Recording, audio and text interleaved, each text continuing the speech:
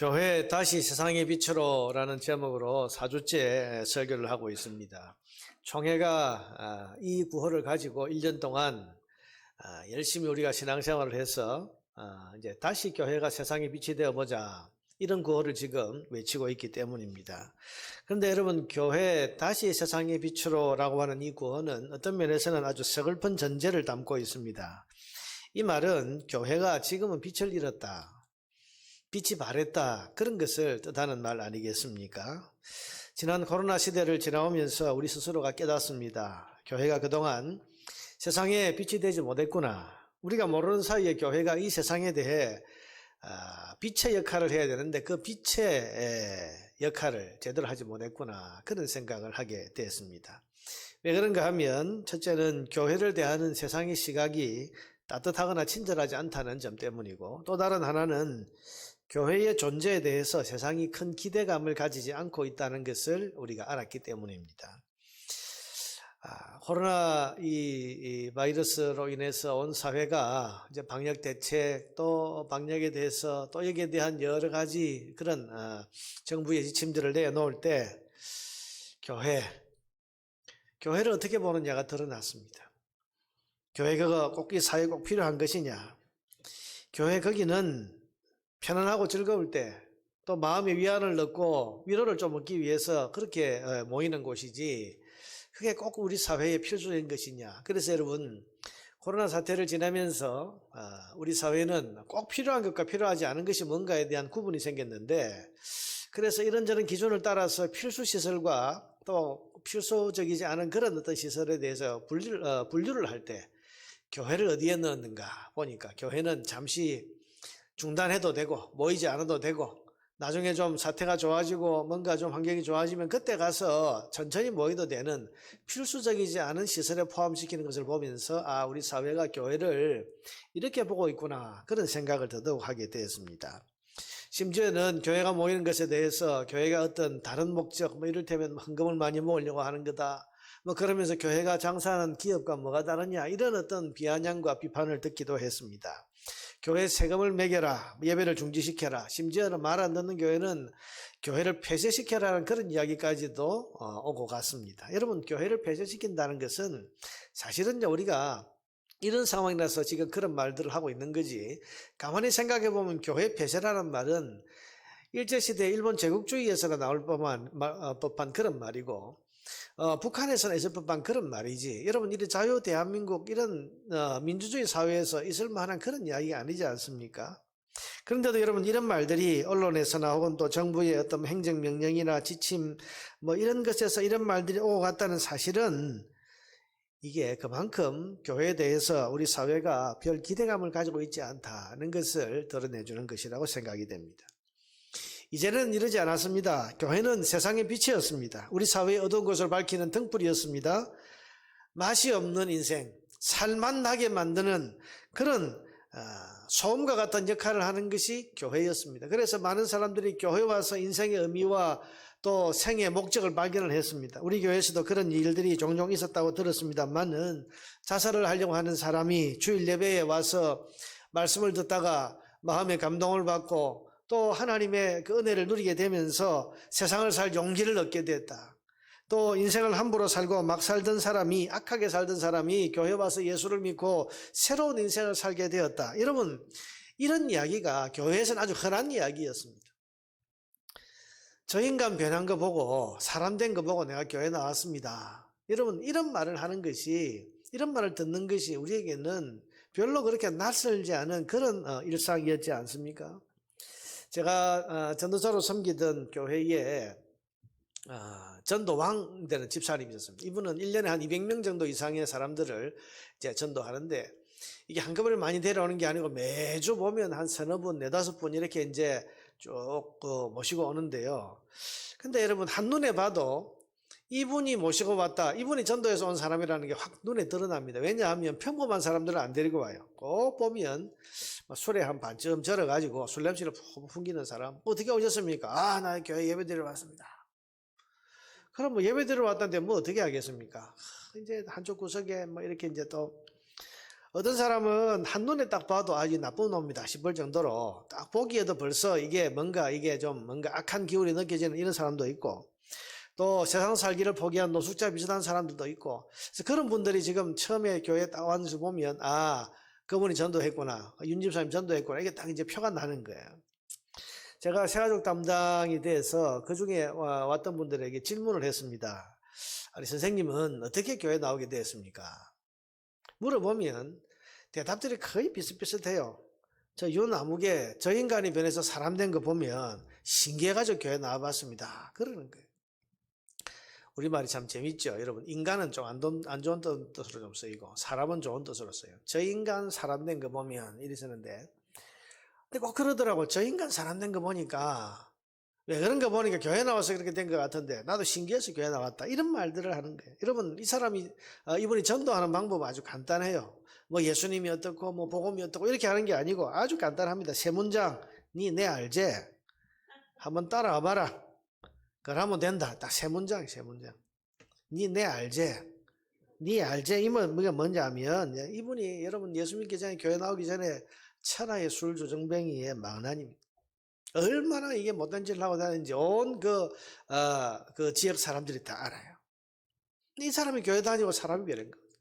저는 이제 이분이 교회 나오고 집사가 된 다음에 이분을 봤기 때문에 뭐 그런 분인지 몰랐습니다. 그런데 데리고 나오는 사람들 다 자기하고 옛날에 같이 놀던 사람, 뭐 이렇게 해서 알던 사람, 월대 이제 놀던 무리 그래 놓으니까 전도해도 다 그런 사람들이 다 오는 거예요.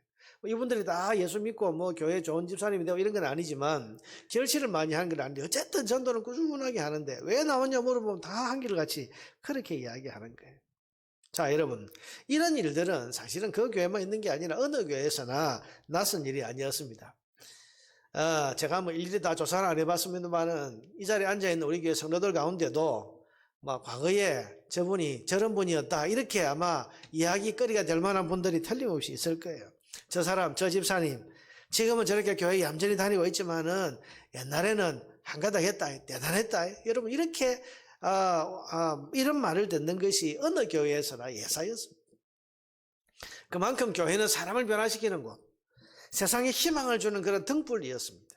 사람들이 교회가 전하는 복음은 잘 몰라도 저 교회만 가면, 교회 다니고 예수만 믿으면 확실히 사람이 변한다, 새로워진다, 여러분, 이것은 누구나 인정을 하는 그런 사실이었습니다. 그런데 지금은 교회 다니나 안 다니나 뭐 똑같이 뭐 이런 말들을 종종 듣게 되는 것 같습니다.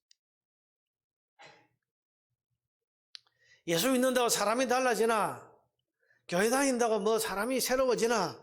거기나 거기서 거기지. 여러분, 이런 말들을 이제는 종종 듣게 되는 것 같지 않습니까? 교회 가서 사람 변했다는 이야기를 지금은 아주 드물게 듣습니다.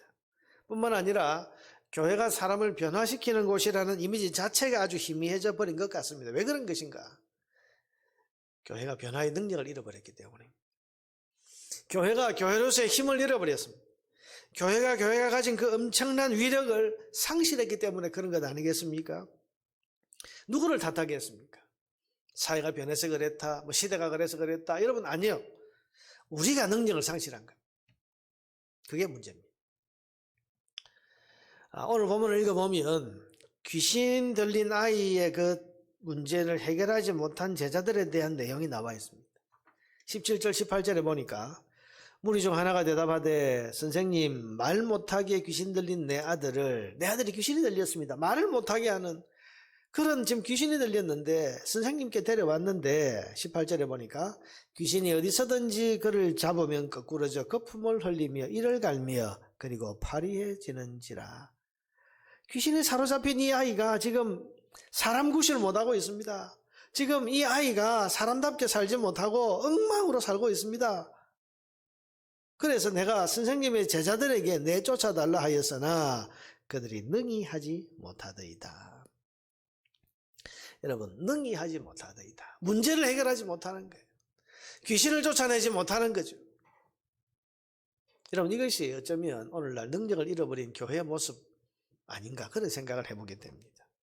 왜냐하면 이 제자들은 원래는 귀신을 쫓아내는 그런 능력을 발휘했던 사람들이에요. 마가복음 6장 12절 13절에 보니까, 오늘 우리가 9장을 읽었는데 6장에 보니까 제자들이 나가서 회개하라 전파하고 많은 귀신을 쫓아냈다. 많은 병자에게 기름을 발라서 고쳤다. 여러분, 전에는 이 제자들이 귀신도 쫓아내고 병자도 고치고 했던 그런 능력을 나타냈던 사람들입니다. 그런데 오늘 지금 못하고 있단 말이에요. 안 됩니다. 무력합니다. 능력을 상실했습니다. 이 지금 아이 아버지가 하는 말이 뭡니까? 기대하고 왔는데, 그 소문 듣고 왔는데 우리 아이가 지금 전혀 달라지지 않습니다. 고쳐지지 않습니다. 여러분, 오늘 그 이유가 무엇일까를 한번 생각해 봅니다. 오늘 본문이 쭉 전개되는 가운데 몇 가지 이유가 나옵니다. 첫째는 능력을 상실한 이유, 무력한 이유, 고치지 못하는 이유가 뭡니까? 그 이유는 예수님이 그들 가운데 함께 계시지 않았기 때문입니다. 여러분 19절을 한번 보세요. 대답하여 이르시되 믿음이 없는 세대여 내가 얼마나 너희와 함께 있으며 얼마나 너희에게 참으리요. 그를 내게로 데려오라. 여러분 산에서 내려오신 예수님께서 하신 말씀이 뭐냐 하면 그를 내게로 데려와라. 내게. 나한테 데리고 와라. 무슨 말씀입니까? 왜 너희가 붙들고 있냐? 내게로 데려와라. 내게로 데려와라. 여러분 내게로 데려와라는 말은 무슨 뜻이죠? 능력은 주님께 있는 거죠. 제자들에게 있는 게 아닙니다.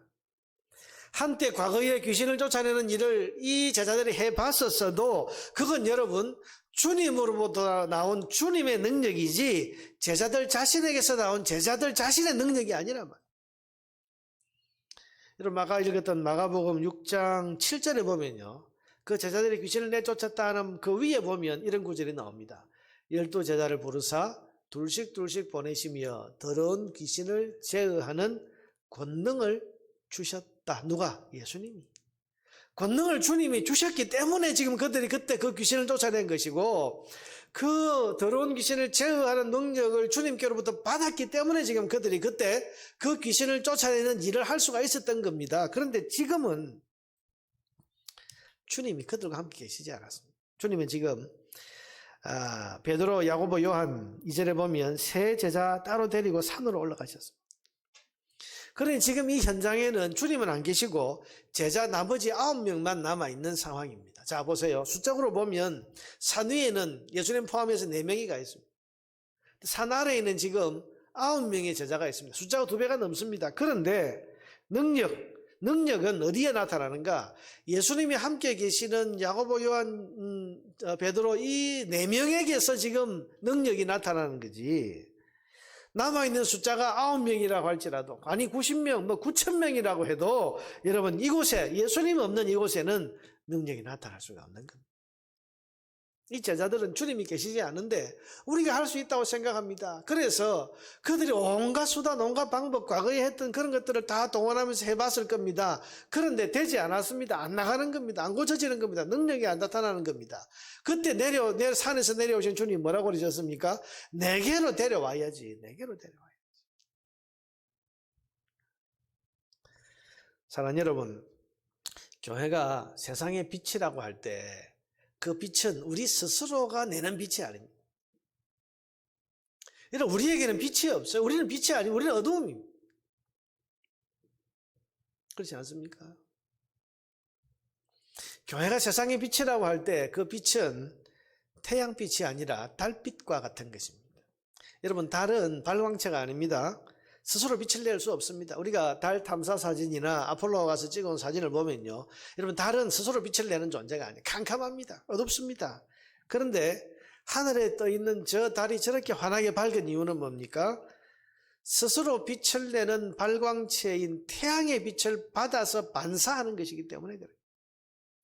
여러분, 우리가 밤에 보는 이 달빛은 태양의 빛을 받아서 반사되어서 우리에게 도착하는 그 빛입니다. 말하자면 다른 발광체가 아니라 반사체입니다. 그러니 밝고 밝은 빛을 내는 이 태양의 빛을 받아야만 다른 세상을 비추는 환한 빛이 될 수가 있는 겁니다. 여러분, 교회가 그렇습니다. 교회는, 그리고 우리의 성도는 참빛 대신 예수님과 함께 있을 때 빛도 될 수도 있고 능력도 나타낼 수가 있는 겁니다.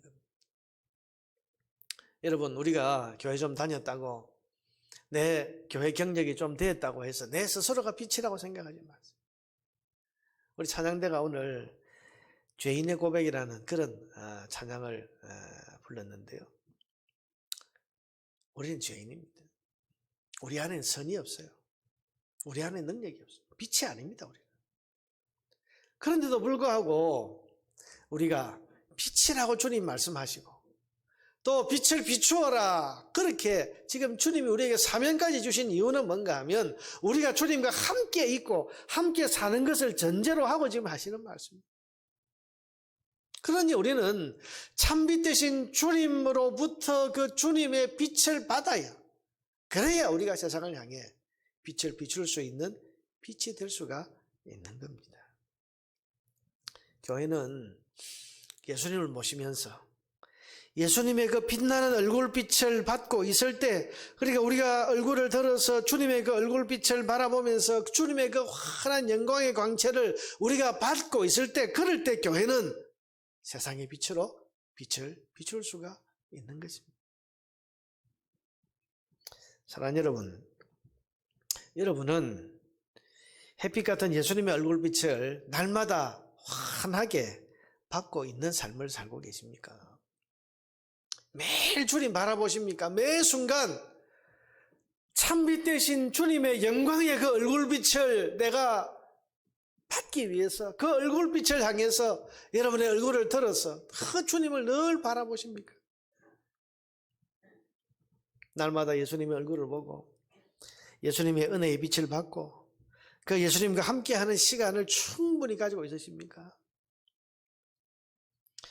하루에 단 5분도 예수님과 만나지 않고 그 삶에서 예수님과 전혀 함께하고 있지 않으면서 감히 나는 세상의 빛이 될 수 있다, 여러분 이렇게 자부한다는 것은 아주 착각입니다. 우리 삶은 늘 예수님과 함께하는 생활이어야만 됩니다. 그래야 우리가 빛으로서 다시 세상에 나설 수 있는 겁니다. 여러분, 예전에는 예수님이 없으면 안 된다고 생각들을 했습니다. 그래서 무슨 일을 해도 내가 예배 없이는 안 되고 기도 안 하고는 일할 엄두를 안 냈습니다. 주님 없으면 안 되니까. 무슨 일이 있어도, 여러분, 참 이제 예전 시대를 자꾸 이제 우리가 그리워하게 되는데, 사실 돌아보면 예전 시대는 건물도 변변하지 않았고, 뭐 거기 있는 뭐 시설이나 뭐 환경이 별거 좋지 않았습니다. 그런데도 불구하고 없으니까 주님밖에 없다. 그래, 주님 없으면 안 된다는 마음이 너무 강했습니다. 여러분, 성도가 주일 예배를 안 드리고 살 수 있었습니까? 생각지도 못했습니다. 뭐 이런저런 일이 있다고 해서 오늘은 주일 예배를 못 드립니다, 여러분, 이런 말 자체를 꺼내지를 못했습니다. 주님 없으면 안 되니까, 내 삶 자체가 안 되니까. 기도 안 하고서 주일학교 교사를 한다, 여러분 그런 생각 하지를 못했습니다. 그래서 주일 새벽 기도 되면 주일학교 교사들이 다 나와서 간절하게 기도했습니다. 나 같은 것이, 나같이 더럽고 나같이 추하고 나같이 죄 많은 사람이 어떻게 어린 생명들에게 하나님 말씀을 가르친단 말이냐. 그러니 주님 은혜 없이면 안 됩니다. 그래서 새벽에 나와서 기도하고, 찬양대가 찬양을 하기를 할 때는 두렵고 떨리는 마음으로 나 같은 사람이, 나 같은 죄인이 어떻게 하나님을 찬양하는 자리에 서 있을 수 있나 생각을 해서 그 한 주간 동안 내 삶을 돌아보면서 철저히 회개하고, 그러면서 주님 없이는 안 됩니다, 은혜 없이는 안 됩니다, 그러면서 기도하고, 그러면서 찬양대를 하고, 기도 안 하면서 내가 어떻게 주의 일을 하냐. 그래서 교회 집사로, 권사로, 장로로서의 일을 할 수 있다는, 그런 기도 없이 할 수 있다는 생각 자체를 할 수가 없었습니다. 교회 장로가 되면 새벽 기도 다 앞자리에 나와서 열심히 기도하고, 권사 직분을 받으면 내가 그래도 성도들을 위해서 권사로서 기도해야 되는 직분인데, 내가 평상시에 내가 하나님 앞에 은혜를 안 받고 어떻게 내가 기도할 수 있나. 그래서 다 기도하는 시간을 새벽에만 가지는 게 아니라 밤에도 와서 기도하고, 그래야 그 직분 감당할 수 있다고 생각했단 말이죠. 근데 지금은 기도하지 않아도 머리 잘 쓰면 된다고 생각을 하는 것 같고, 무슨 재주만 잘 가지고 있으면 된다고 생각하는 것 같다. 그런 생각이 들 때가 종종 있습니다. 지금 어떤 일을 하려면 예산이 충분히 확보되고, 또 무슨 장비 갖추고 무슨 시스템 갖추고 무슨 조직을 잘 갖추면 그러면 일이 된다고 생각하지. 그래서 일을 하다 보면 주님 없이 일하는 것, 마음에 참 염려스러운 일들이 종종 있는 것을 보게 돼요. 무슨 일을 한다고 준비하는 것을 보면 예산 확보하는 데 시간을 보내고, 사람을 구하는 데 마음을 쏟고, 무슨 조건을 갖추고 무슨 장비를 가지고 오고 무슨 시스템을 갖추는 데 온갖 에너지를 쏟지. 주님 없이는 안 됩니다. 주님 함께 하셔야 됩니다. 이 간절함이 빠진 것 같은 그런 모습을 보게 됩니다. 주님과 함께하는 시간을 별로 가지지를 않습니다. 주님과 만나는 시간이 부족합니다. 여러분, 그러니 어떻게 빛이 되고 어떻게 능력이 나타날 수가 있겠습니까? 주님의 빛을 받아야 우리가 빛이 될 수 있습니다. 교회가 지금은 예산도 많아지고 사람도 늘어나고 장비와 시설이 현대화되어 있습니다만은, 주님과 함께하는 시간이 정말 이전보다 많아졌는가? 주님과 만나는 삶이 이전보다 더 정말 간절해졌는가 생각해 보면, 세상의 빛으로 제 사명을 감당하지 못하고 있는 우리의 현실의 이유가 뭔가를 다시 한번 생각하게 됩니다. 여러분, 우리가 빛으로 살지 못하는 것은 우리가 주님과 제대로 함께하는 시간을 가지지 못하고 있기 때문 아닙니까? 모였어도, 사람이 모이고 성도가 모였어도 능력이 제대로 나타나지 않는 것은 우리의 그 모임 가운데 주님이 함께 계셔야 된다는 그 간절함이 우리에게 없어서 주님을 바라보기보다 사람 숫자를 보고 사람의 모임을 보면서 사람 보고 있기 때문에 그런 것은 아닐까요?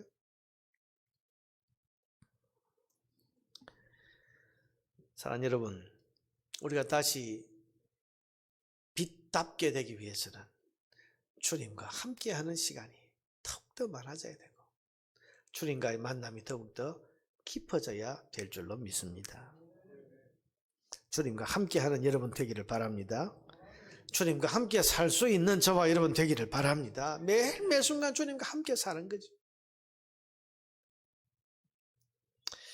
둘째로, 이들이 무력했던 것은 믿음이 없었기 때문이라고 말씀하십니다. 여러분, 이건 제자들의 문제이기도 합니다. 19절에 보니까 믿음이 없는 세대여 그러면서 제자들을 꾸짖으시는데, 근데 여러분, 제자들의 문제이기도 하지만 더 우선적인 것은 이 아이 아버지의 문제입니다. 22절을 한번 보세요. 귀신이 그를 죽이려고 불과 물에 자주 던졌나이다.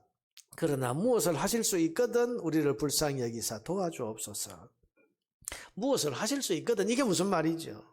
여러분, 지금 예수님을 어떻게 보고 있다는 말입니까? 예수님을 찾아 나오면서 예수님이 누구신지 제대로 알지도 못하고 지금 나온 것 같습니다. 여러분, 이 아버지는 예수님을 세상에 오신 구원자로서가 아니라 무엇을 하실 수 있거든, 이게 뭐죠?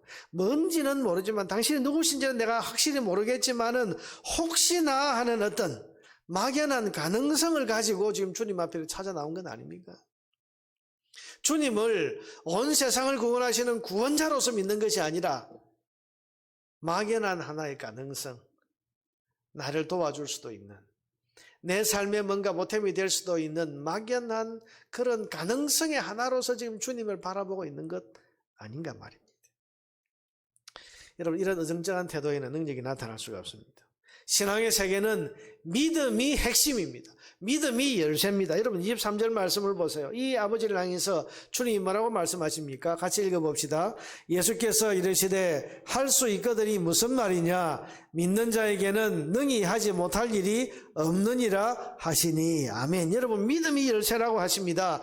믿음이 능력이라고 하십니다. 믿는 자에게는 능히 하지 못할 일이 없다고 선언하셨습니다. 그러니 능력이 나타나기 위해서는 믿어야 됩니다. 확실히 믿어야 돼요.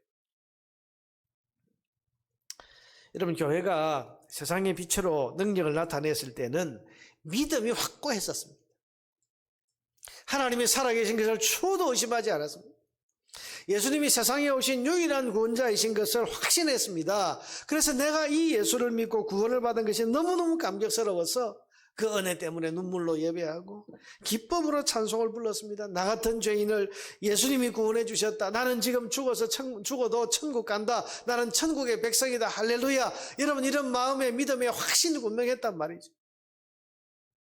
하나님이 세상을 이처럼 사랑하사 독생자를 주셨으니 이는 저를 믿는 자마다 멸망하지 않고 영생을 누리게 하려 하심이라.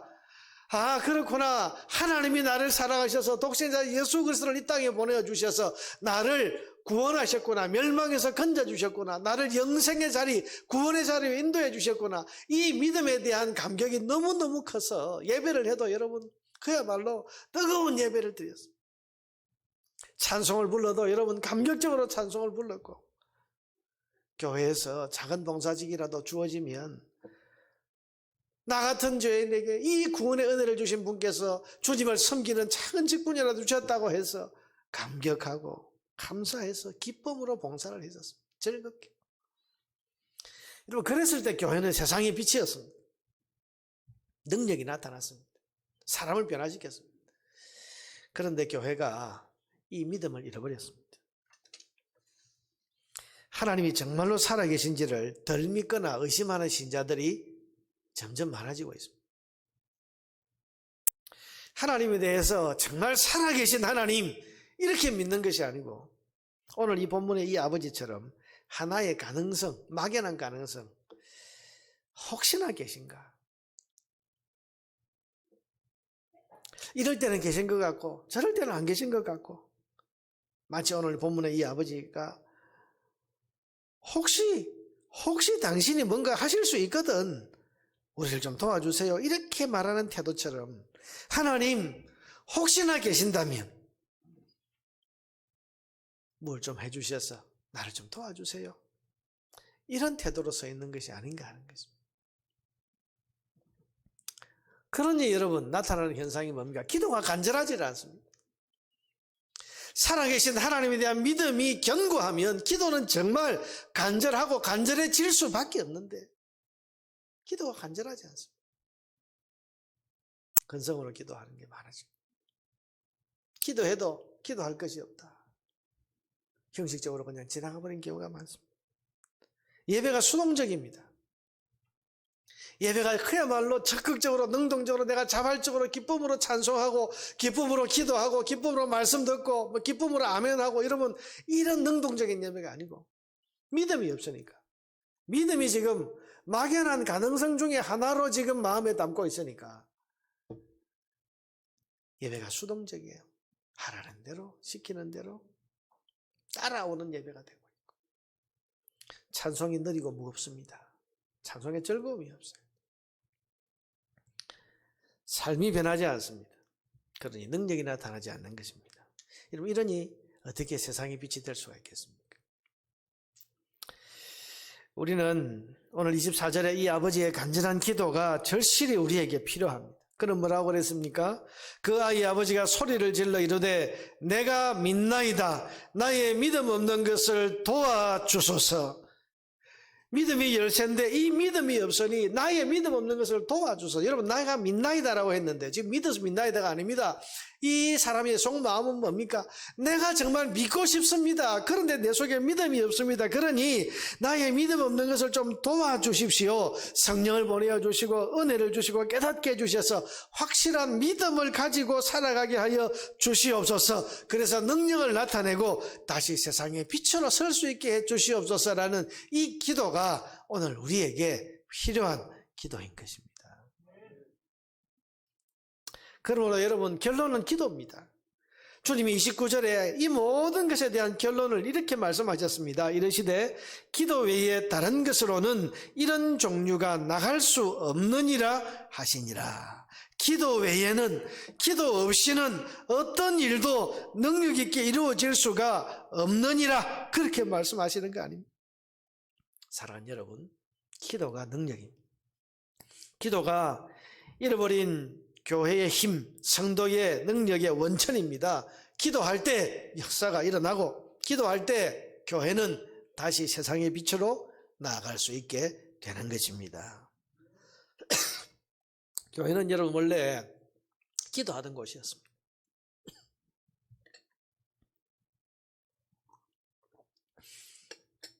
특히 우리 한국 교회는 전 세계가 부러워하는 새벽 기도의 자산을 가진 그런 교회입니다.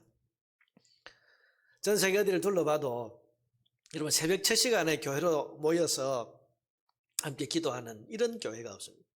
제가 코로나 이전에 뭐 키르기스탄이나 뭐 필리핀이나 베트남이나 해외 선교지에 가면 거기 이제 목회하는 목사님들을 모셔놓고 한국 교회에 대해서 좀 들려달라 그러면 강의를 하고 또 세미나를 할 때 한국 교회가 가지고 있는 영적인 자산들에 대해서 이야기를 하는데 그 영적 자산에 대해서 이야기할 게 여러분 특별한 준비가 필요 없어요. 우리가 하고 있는 걸 그대로 이야기하면 되는데 그중에 사람들이 제일 많이 놀라고 감명을 받는 것이 새벽기도.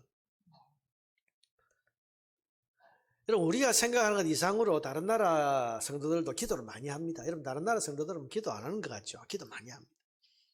그런데 새벽기도의 전통을 가진 나라는 우리밖에 없어요. 그래서 이야기를 합니다. 그래서 한국 교회는 새벽에 눈을 뜨면 날이 춥든지 덥든지 비가 오든지 눈이 오든지 성도들이 교회로 모였어. 새벽 첫 시간 주님과 만나기 위해서, 새벽 첫 시간에 내 첫 음성을 주님께 올려드리기 위해서 교회로 모인다. 그리고는 새벽 첫 시간에 새벽에도 오신 하나님 의지해서 간절한 마음으로 기도한다. 그리고 말씀 듣고 은혜를 받는다. 그리고 하루의 삶을 출발한다. 이게 한국 교회의 영적인 모든 파워의 근원이고 비결이다. 그런 강의를 하면요 마음이 감동을 많이 받아요. 그리고는 이제 세미나 마치고 돌아갈 때는 우리도 반드시 가서 새벽기도 하겠습니다.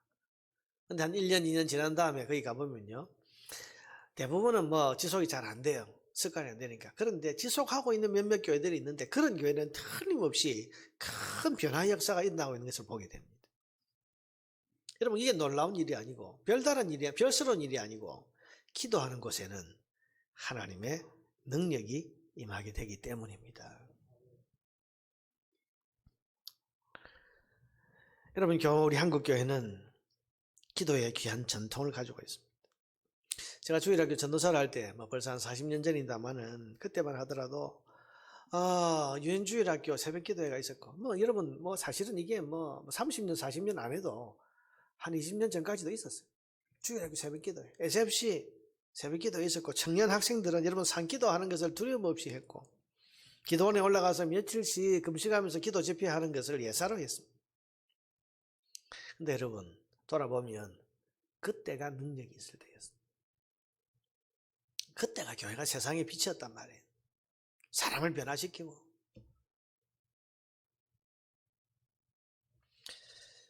온 교회가 기도할 그때가 세상에 빛을 비추고 세상을 변화시키는 힘이 나타났을 때였습니다. 그런데 지금은 기도하는 것을 많이 힘들어합니다. 여전히 기도하는 분들이 많이 있지만은 그러나 여러분 살펴보면 기도의 습관, 기도의 영성을 잃어버린 분들이 점점 많아지는 것 같아요. 그러는 사이 교회는 점점 힘과 능력을 잃어가고 있고 지금 귀신 들린 아이 하나를 앞에 두고도 손 하나 서지 못하는 이 9명의 제자들과 비슷한 모습을 가지게 된 것은 아닌가 그런 생각을 하게 됩니다. 사랑하는 여러분, 교회는 기도를 회복해야 됩니다. 잃어버린 기도의 습관, 잃어버린 기도의 영성을 다시 회복해야만 됩니다. 그래야 교회가 여러분 다시 일어서고 다시 영향력 있는 세상의 빛이 될 수가 있는 것입니다. 이번에 특별 새벽기도에 이제 우리 총회 70주년 기념해서 70일 특별 새벽기도를 하자고 우리 총회장님 처음 제의를 했을 때 제가 서기로서 굉장히 부담이 됐어요. 저 얼마나 따라 하겠나. 내가 서기로서 안 하면 안 될 건데 행사로서 이렇게 생각을 했는데 준비하고 또 생각해보고 또 여러 가지 일들을 진행해 가면서 제 마음에 이건 어쩌면 코로나 2년이 지난 다음 회복의 단계에 임하고 이제 들어서고 있는 우리 한국 교회에 가장 필요한 일을 지금 우리가 하고 있는 것이겠다 그런 생각이 지금 들고 지금 기도하지 않으면 지금 기도의 영성과 이 기도의 습관을 다시 회복하지 않으면 한국교회의 미래가 과연 있을까 그런 생각을 하게 되면서 마음에 중대한 책임감을 느끼고 있습니다. 어떤 분이 그런 이야기를 해요. 목사님, 이렇게 긴 시간 동안, 긴 기간 동안 특별 기도를 하는 것은 어쩌면 마지막이 될 수도 있겠습니다. 왜 그런 생각을 합니까? 그랬더니 우리 다음 세대가 이렇게 기도하겠습니까? 여러분, 지금 여기 앉아있는 대부분의 분들은, 오랜 신앙생활을 해오신 분들은 여러분 기도의 경험들이 다, 기도의 체험들이 다, 기도의 은혜 받은 그런 경험들이 있고요. 삶이 어려워지고 힘들어지고 곤란하고 어려운 문제가 닥쳐지면 기도하러 가자, 기도해야 된다 이러면 적어도 그 생각을 하고 하나님 앞에 그래도 알아서 기도하러 나오는 그런 습관과 전통을 가지고 있습니다. 왜냐하면 기도의 은혜에 대한 마음의 그런 경험들이 있고 또 내 삶의 체험들이 있기 때문에 그런 거예요. 근데 우리 아이들은 그럴까? 우리 자녀들이 살아가는 동안 틀림없이 인생의 풍파를 만나고 어려운 문제와 시련을 겪게 될 것인데, 그럴 때 이 아이들이 과연 기도해야 되겠다 생각하고 새벽을 깨우면서 기도하러 나오고, 여러분 그렇게 될 수 있을까? 거기에 대해서 부정적으로 생각하는 이유가 뭔가 하면 이 아이들은 기도의 체험이 없어요. 새벽에 비가 오고 눈이 올 때 여러분 그러니까 달려나와서 기도해본 체험이 없고, 산에 가서 이런 비닐을 뒤집어 쓰고 그 추운데 이슬을 피해가면서 기도해본 그런 기도의 체험이 없고요.